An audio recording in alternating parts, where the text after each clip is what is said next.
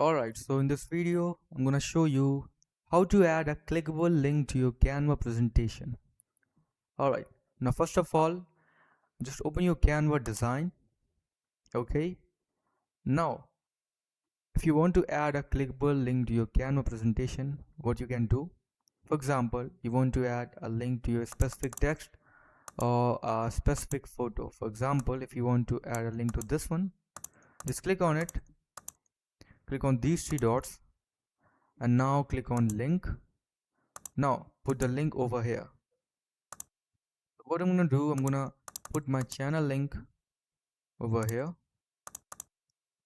as you can see.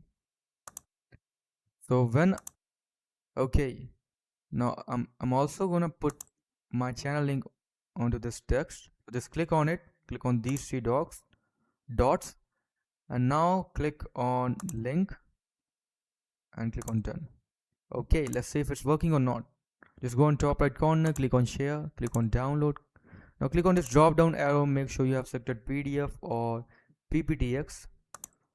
So now click on download. I'm just showing this if it's working or not. Okay, now the PDF is downloading.